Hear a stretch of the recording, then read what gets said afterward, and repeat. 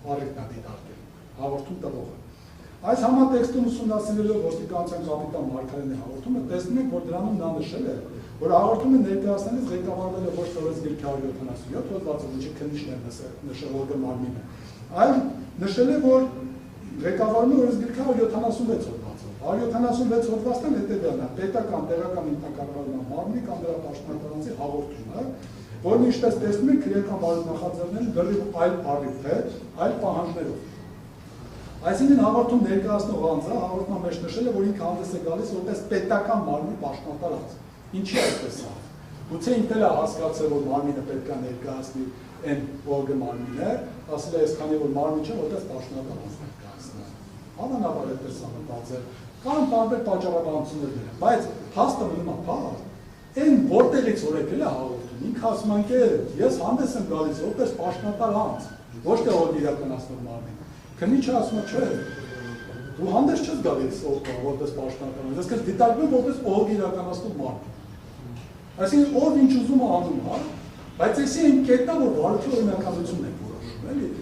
Ոնց որ ես հաղորդում տամ որպես ֆիզիկական անձ, քննիչը ասի, չէ, դու որպես ֆիզիկական անձ չես, ես քեզ որպես փաստաբան եմ հաղորդում։ Ինձ ֆիզիկական անձ եմ հանդես։ Այդ շարունակությունը ցույց կտա, այս մասով ինչ կարևոր հանգամանքներ կան։ Ուրեմն այսինքն հաղորդ եւ քանի որ սրանք քրեական բարդ նախաձեռնելու օրենքով նախատեսած լրիվ տարբեր առիթներ են, ստուգման տարբեր ընթացակարգերով, ուստի միայն այս հանգամանքն ինքնին եւս վկայում է մասին, որ ներկայացած հաղորդումը չի եղել պատշաճ, եւ ըստ այդմ սույն քրեական բարդով քննիչի կողմից կազմված քրեական բարդ նախաձեռնելու մասին արձանագրությունը ոչ իրավաճ է։ Ընդ որում, այս կապակցությամբ մեղադրողները դատանում հայտարարեցին, թե իհարկե քննիչը ստանալով հաղորդումը ինքն է որոշում, թե օրենքում նախատեսած որ աղբյուրից ստացված առիթ գնահատի, իսկ նա գնահատել է որպես ՈԳ իրականացնող մարմին ստացած հաղորդում։ Ես հարցում գուցե դատանին հասկանալ, այդ որտեղից քննիչի նման իրավասություն, սա ֆիզիկական անձի մասին չէ խոսում։ Խոսում ենք պետական մարմնի, խոսում ենք պետական պաշտոնատար անձի մասին։ Այսինքն եթե ֆիզիկական անձի հաղորդման մեջ կարող է մի քիչ էս կողմ ինչ որ բաներ լինի, պետական մարմինը չի կարող օրենքից դուրս գործողություն կատարել։ Եվ այդ առումով որպես իրենց խոսք հիմնավորող փաստաթ նշեցին այն, թե եթե օրինակ ֆիզիկական անձը հաղորդում ներկայացնի, դրա մեջ սխալ հոդված նշի, ապա արդյոք քննիչի միայն այդ հիմքով հաղորդումը պետք է ոչ պատճառ գնահատի։ Նույնիսկ դատանում, դատանի դատավճռում այս կապակցությամբ երկու կարևոր հանգամանք են, չէ՞, որոնք մեջ վերում են։ Ես ներողություն հասկանալի դատորի գործընկերս ասել եմ երկրորդ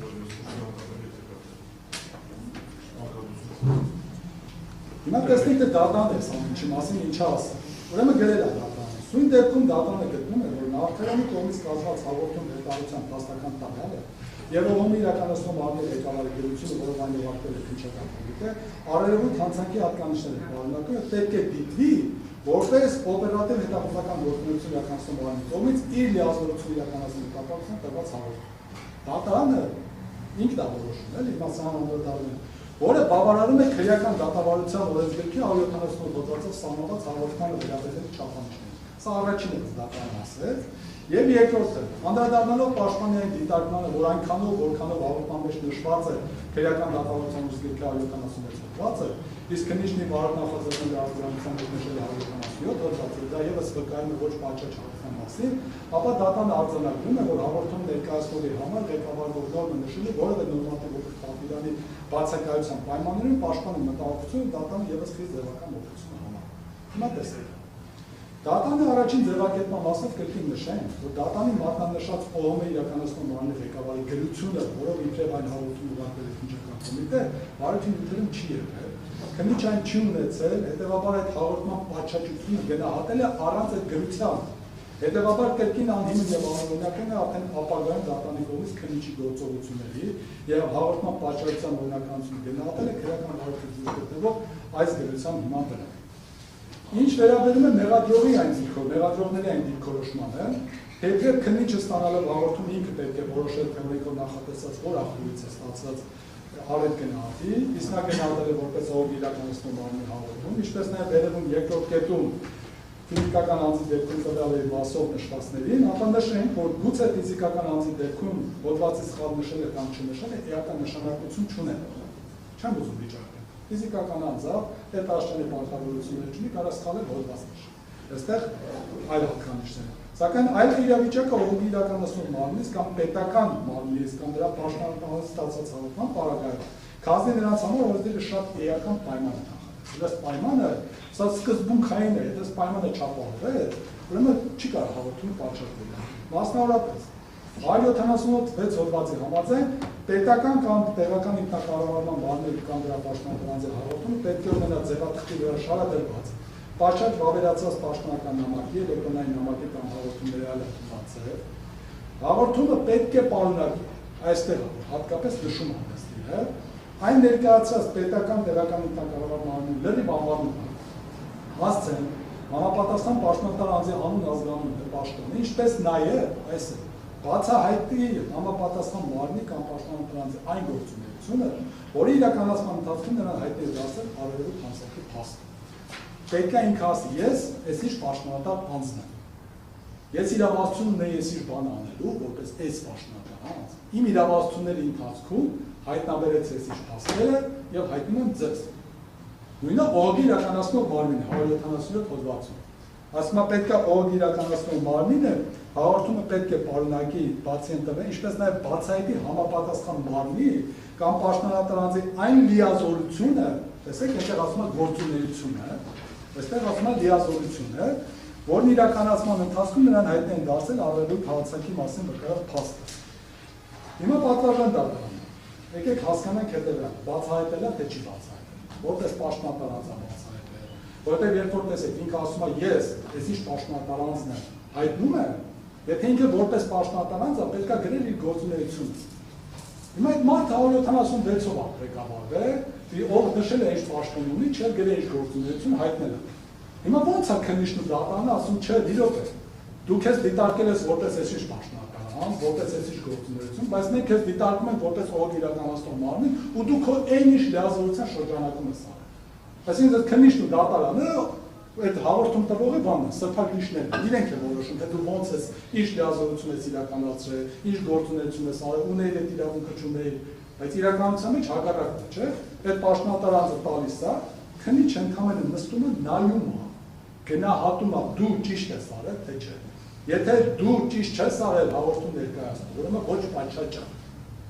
Ուրեմն ես բարի չեմ նախաձեռնում։ Իսկ այստեղ ուրիշ է։ Չպետք է նախաձեռնել, բայց ոչինչ դե ոնց որ մենք գտնում ենք, որ կարար է ծեվի մի հատ ինչ-որ բան լինել, դատարանն է ասում, էլի։ Հələ քննիչին որ ասում է մի դող հասկանում, բայց դատարանն է դա ասում։ Ուսեմ ինչ ուզում հասկանամ, ում կողմից է հանդես գալիս դատարանը։ Որ դիտքերից հանդես գալիս։ Արդարադատության, հաղորդում տվող անձի, մեղադրանքի կողմի, բայց ոչ եթե պաշտպանության։ Հիմա տեսեք, ոստիկանության կապիտան Մարգարյանը 14.06.25 թվականի հաղորդման մեջ նշել է, ներբերում է. ես ոստիկանության այսինչ վարչության ՑՏՊ բաժնի ՀԿԳ ավագ ոստիկան Մելիք Մարգարյանս կազմեցի սույն հաղորդում այն մասին, որ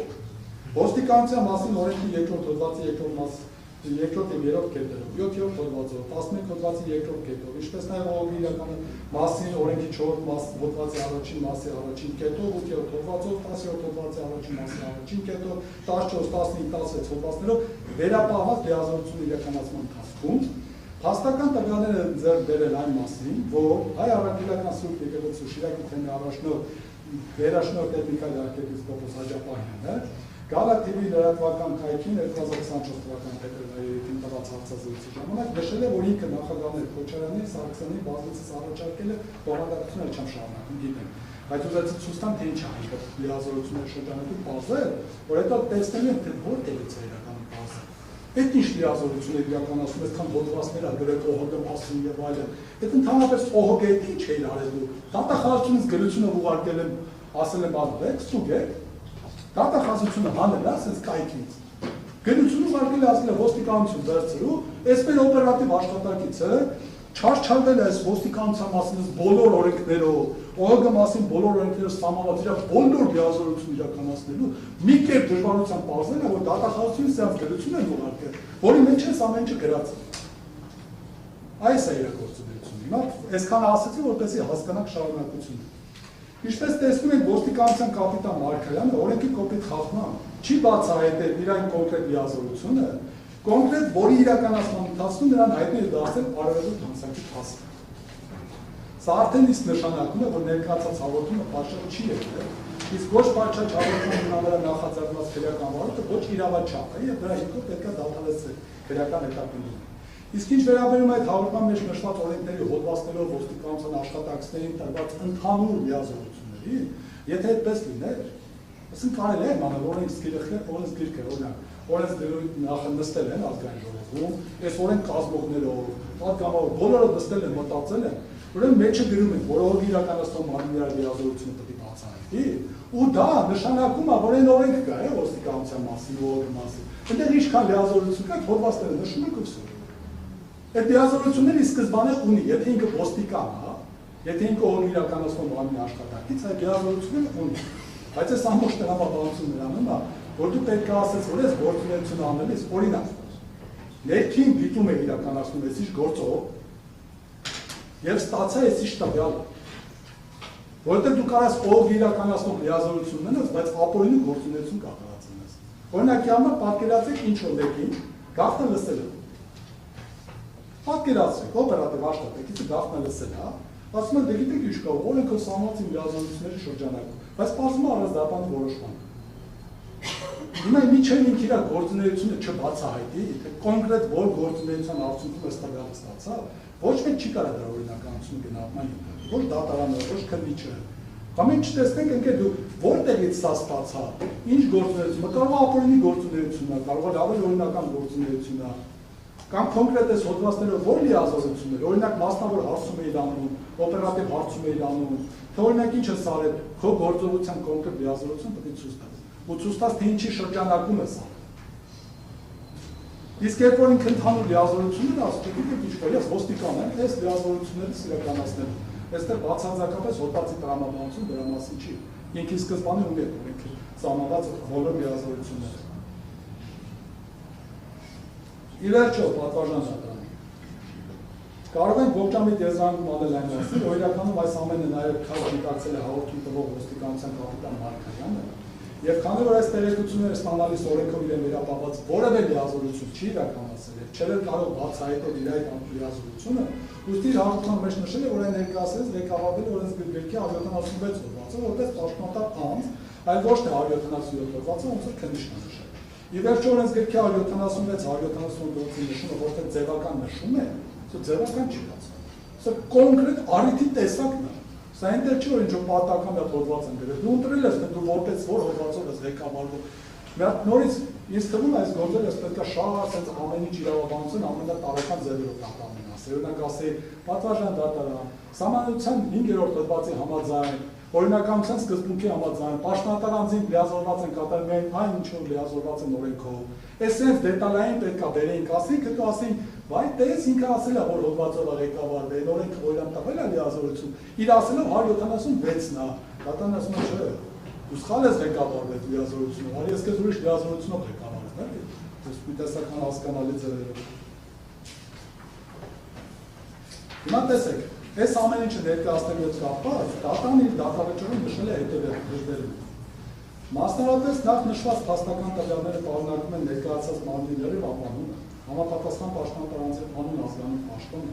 Ինչ վերաբերում է պաշտպանության կողմային դիտարկմանը, թե իրենց համար պաշտ է, թե պաշտպանատար անձի որ լիազորության իրականացման ընթացքում է նրան հայտնի դարձել առերևույթ հանցանքի փաստը, ապա դատարանը արձանագրում է, որ սույն դեպքում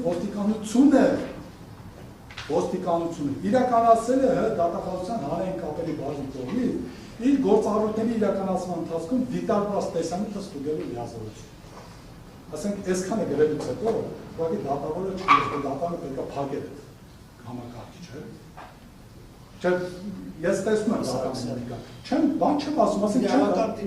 չէ, իրավական տիրույթում չի։ Լավ, ասենք իրավական տիրույթում չի, ասենք այս գրելուց հետո մենք ո՞նց էմոցիաները զսպենք, չէ՞։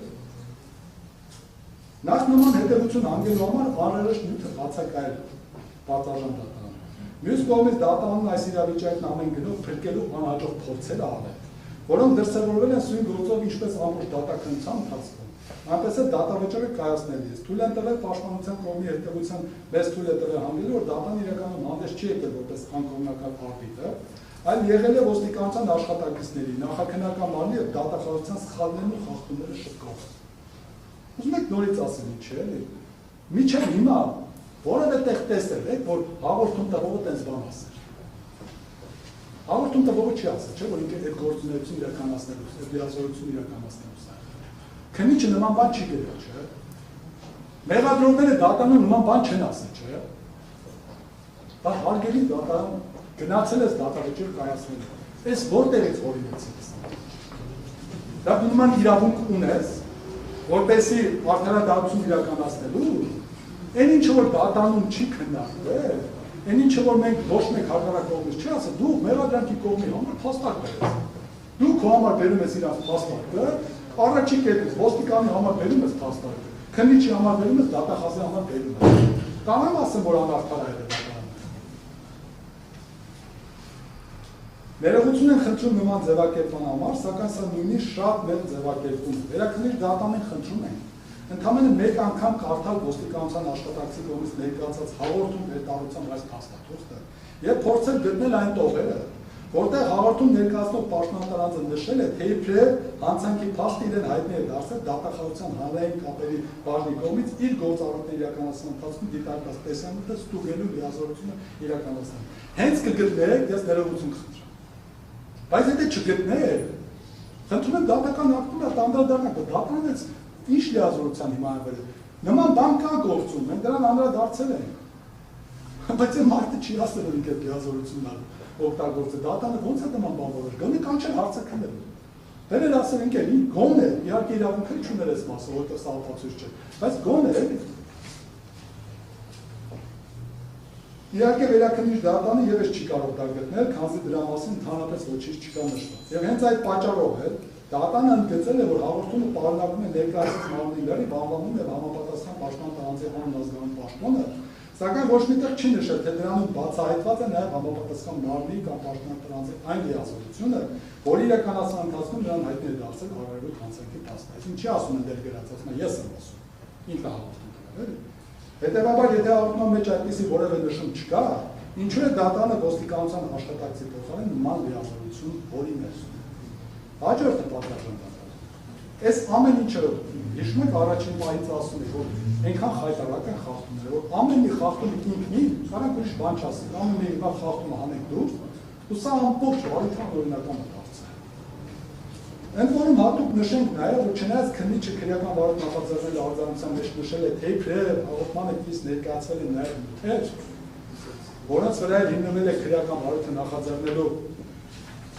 արձանագրություն կազմելիս, սակայն իրականում հաղորդմանակից իրեն որևէ նյութ չի ներկայացվել։